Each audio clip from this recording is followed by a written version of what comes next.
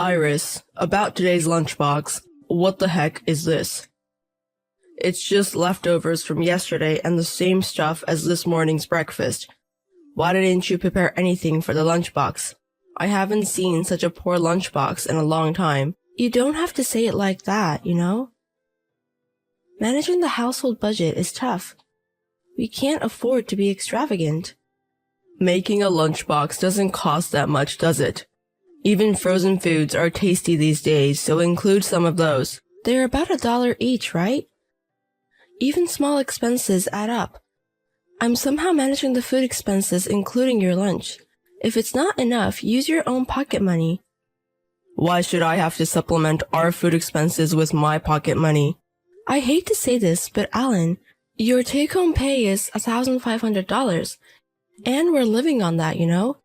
You do realize our budget is pretty tight, right? No, I don't get it. Aren't you just bad with money? I have married colleagues who eat better than this. Isn't it strange that I'm eating such a lunch even though we work for the same company? Isn't that because their wives work part-time or they get help from their parents? I wonder if it's okay for me to start working now. Even if it's not full-time, I think I can handle a part-time job. Is it okay if I say something to your mom? That's why I want you to be on my side, Alan. I understand that your mom opposes me working, but we can't go on like this. Who's going to take care of my mom's shopping and doctor's appointments? My mom lives alone. Iris, her daughter-in-law, should be able to handle that. Even if I get a part-time job, I can still do pick-up and drop-off. My mom tends to contact us suddenly. I want you to be ready to act immediately. Can't you ask her to wait a bit? Then I could work and we'd have more room in our budget. No way. My mom wouldn't listen to me. And if you start a part-time job, she might start contacting me instead. My mom believes a wife should be at home. Then can you save a little more, Alan? You're shopping with credit cards apart from your pocket money, aren't you? We're running a deficit every month because of those payments. But we're getting by, aren't we? That's because I'm dipping into my savings from when I was single. If we have savings, we'll be fine, right? What are you talking about? This money is mine. It doesn't matter whose money it is now that we're married, does it? It does matter. And I want to keep it for emergencies. Is it now the emergency? By emergency, I mean in case of illness or some urgent situation. If you're opposed to me working, at least try to save. I'm already doing my best to save. I've even cut down to less than a pack of cigarettes a day. So, you're not considering quitting? There's no way I can quit smoking. You could also put more effort into our lunches and regular meals, Iris. I'm the one who's working hard every day. Shouldn't you think more about taking care of me? Alan, what's this $1,000 bill on the credit card? Sorry. I ended up buying something I needed. You know your salary is $1,500, right? What am I supposed to do with the remaining $500? That's your job, Iris. Once the rent is paid, there's nothing left. How am I supposed to deal with that? What do we do? Can we use your savings? Please don't rely on my savings. Besides, there's not much left in my savings. I've told you over and over that our budget is tight. Why do you do this? You're so annoying. It's okay once in a while, right? I'm the one who's working. I want to work too if you'd let me. I'm tired of worrying about money every month. Alan, you have your pocket money, but I don't have anything each month. I haven't bought a single thing for myself since we got married. When we got married, we promised to support each other.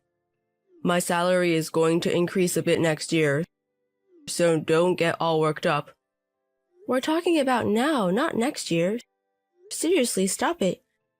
You're going to pay for this credit card bill. What? You know I can't afford it. Then why did you use it? Did you use it because I told you about my savings from when I was single? It's not exactly that, but stop calling me while I'm at work. It's your fault, isn't it? Me, huh? It's you who can't manage money, isn't it? No matter how you look at it, our finances aren't balanced. I don't want to talk about money anymore. Yes, that's it. End of story. Wait, it's not over yet. When you get home, we'll talk it through again, alright? Iris, if we argue about this at home, I'll lose my temper. Got it? Why does it always end up like this? Our meals are so modest every day because you can't handle money, right? I'm working hard, yet all you do is complain. You're the one not doing anything. Don't you dare talk to me about money again. It's all because you spend too much, isn't it? What else do you want me to do? That's your job to think about it. There are even people on the internet and TV who live on $100, you know? You're lacking creativity, that's all. Don't just blindly accept that. I'm saying most of it is gone just paying rent. You're so annoying. Enough already. I'm not coming home tonight. Huh? Where are you going? To my mother-in-law's place? Enough already. I don't want to talk to you anymore. Alan, I went to the bank earlier. There was no paycheck deposited. You're not late on your paycheck, are you? About that. I already withdrew it. What? Why? Were you planning to hand it to me later? No, not that. I stopped putting money in for living expenses for a while. What? What do you mean? So, about our monthly living expenses, I'm not going to give you any for a while starting this month. Huh? What are you saying? How am I supposed to live without money? Can't you manage with your savings? You're seriously saying that? I told you my savings are running low, didn't I? But you still have some, right? Even last time's credit card bill somehow worked out. You keep saying save when you have money. I'll be in trouble with the paycheck. Are you doing this because we had a fight? You're cheeky for a parasite. You should be more grateful to me. You've been thinking of me as a parasite? That's right. You're jobless and just eating, right? Isn't the word parasite a perfect fit? I've been doing house chores and going to your mother-in-law's house. I think I'm doing quite a few things. It's not like I'm not doing anything. So, is that making any money? All you do is things that don't earn a dime, yet you act so high and mighty. I've never acted high and mighty, have I? You were lecturing me. You can't live without me. Don't ever tell me to save money again. It's crazy to corner me financially. It's your fault for not understanding my position. So, what are you going to do? Are you going to kneel and apologize when you get home? I've had enough. What do you mean by enough? I'm sorry. Oh, you're apologizing. Then promise me you'll never go against me again. I'm looking forward to coming home today. Depending on your attitude, I'll think about whether to give you the paycheck. Hey, Iris. Why aren't you home? You didn't even prepare dinner. Did my mother-in-law call you over or something? No, not that. I left the house. Huh? Weren't you supposed to apologize? I've done everything I can. You ran away from home because you can't get living expenses from me. You should just apologize quickly instead of being stubborn. I'm the one earning money, so you're the one who'll suffer, I wonder how long this will last, How will the parasite live, I won't be in trouble, but you're going to have a rough time. You should be worried about yourself. What are you talking about? You're the one who'll be in trouble, right? Why am I having trouble? You can't survive without my paycheck, and you're homeless, right? Your parents are already dead. You don't even have a place to go back to. If that's the case, don't worry. I've already found a job and a place to live. What? I've been job hunting, so it was perfect. Job hunting? Hey, it's forbidden to work in this house. I know. I was planning to get a divorce, so I left. Divorce? Why? Are you serious?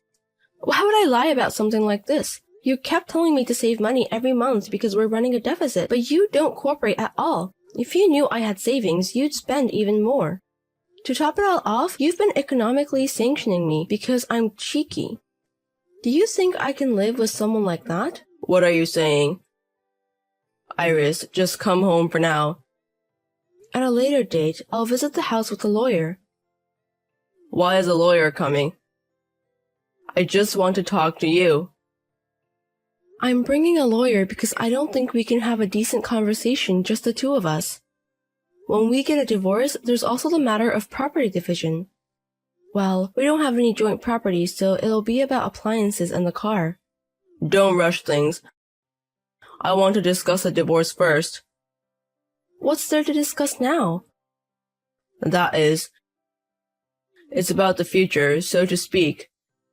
If Iris was that worried, I thought I would compromise a little. I don't need that, huh? I'm getting a divorce because I'm tired of living with you, alright? Finding a middle ground by discussing things with each other. It's not on that level anymore. But it's harsh to suddenly talk about divorce. Who's the harsh one?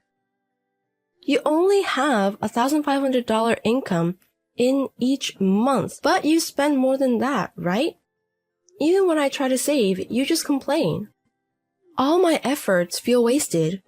Other colleagues of ours are able to live decently. I don't want to be the only one living like I'm poor. That's why I've asked to be allowed to work, right? Yet, because my mother-in-law opposes it, you won't even let me get a part-time job. Honestly, you brought this on yourself. Understood. Then go ahead and get a part-time job. I said it's too late. Then, what are we supposed to do about Mother? I'm working, I can't take care of her. I don't know. I'll resign as your wife. Marriage was really hard up until now. Every day, like clockwork, Mother would call bossing me around. Even on weekdays, she would call me at work asking where I should take her. Wouldn't it just go back to that lifestyle? After marriage, you dumped everything on me without doing a thing. Is it because you're reluctant to divorce because you don't want to be used by your mother again? No, I've never even thought about divorce. You probably thought I couldn't get a divorce because I don't have parents to go back to, right? That's why you could treat me so poorly, right? No, it's not like that. Didn't you just say that earlier? There's nowhere to go, right? Sorry. Even if you apologize, I won't forgive you anymore. But you apologized to me during the day, right? You said sorry, right? Didn't you feel at least a little bit guilty? I can't take care of you anymore, I'm sorry. That's what I meant. Iris, do you really want a divorce? Because of all the things that have happened? Plus, Alan, you can do as you please without me, right? No more nagging lectures from me, right? No, I'm bad at managing money. See? You just wanted to dump all the troublesome things onto me, right? I don't want to be with a husband who doesn't value me. From now on, I will value you. I'll save money and I won't side with my mother but protect you, Iris. That's what I wanted during our marriage. But I'm glad I got to know your true colors early on. I had some good memories during our courtship and early marriage, so it was hard to decide on a divorce. But thanks to this, I've made up my mind. Iris, I'm sorry. I can't live alone. Please, come back. Please. What you're worried about is not having me around to do everything for you, right? No. I want Iris back because I love you, because I care about you.